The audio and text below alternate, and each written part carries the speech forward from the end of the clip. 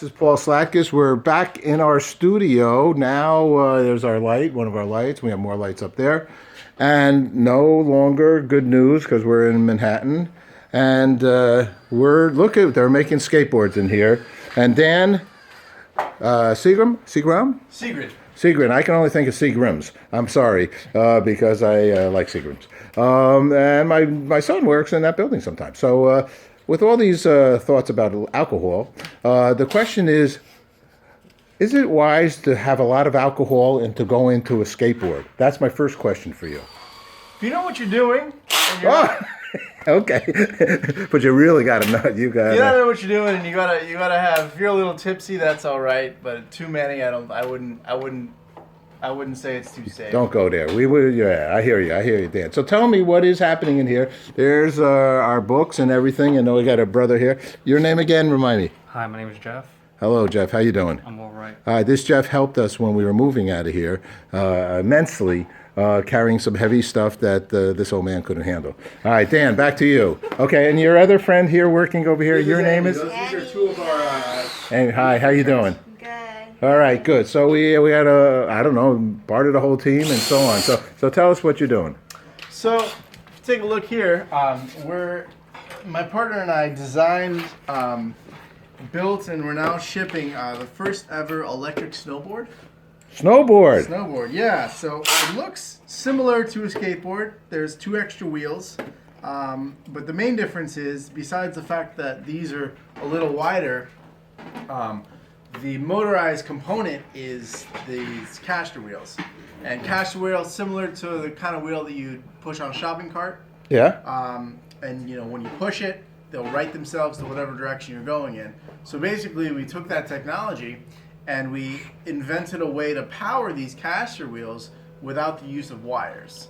And by doing that, these wheels will always project you forward no matter what direction the board's headed. So if you're similar to a snowboard, you could be going straight and you could be turning and go into like a front side slide or a back side slide, and the whole time the wheels are projecting you forward.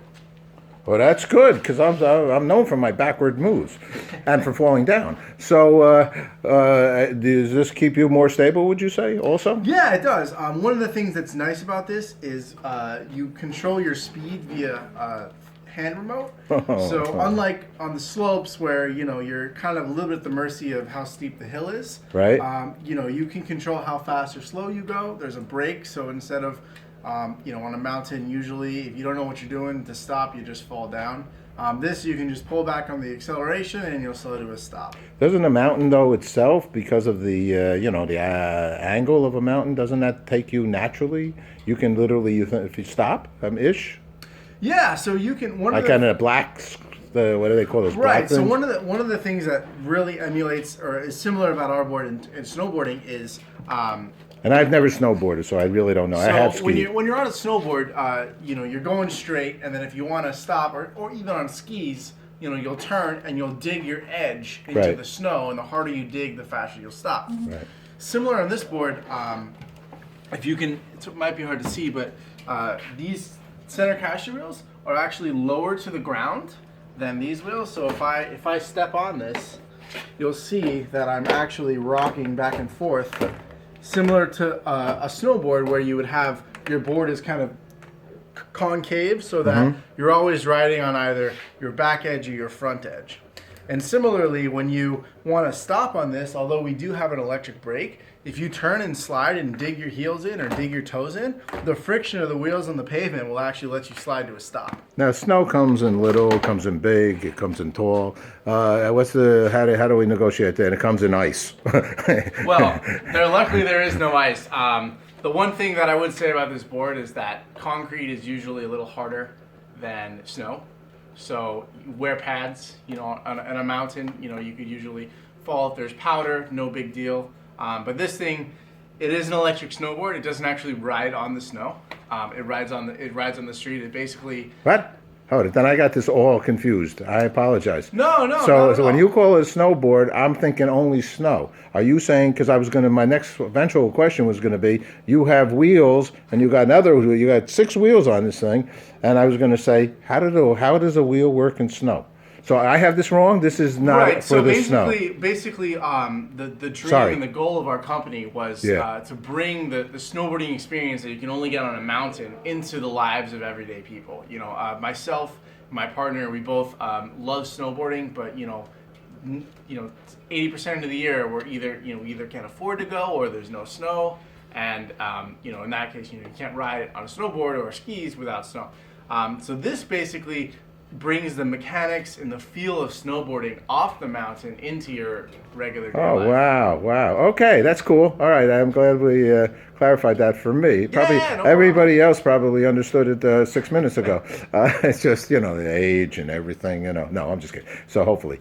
Well, that's great. So how's it going? It's going really well.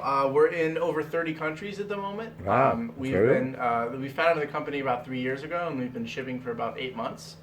We're in several retail stores around the U.S. And also getting into a couple retail stores in France. And we're just kind of looking to expand and build on the project, build on the brand, and bring this dream that we've had into the lives of more and more people. Okay, good. Well, from surfboards to snowboards to exactly. lots of boogie boards and so on and so forth.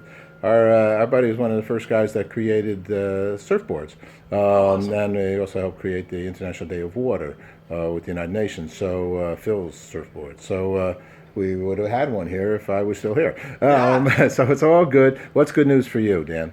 What's good news for me? Well, it's a beautiful day outside. Yeah. I can do some riding.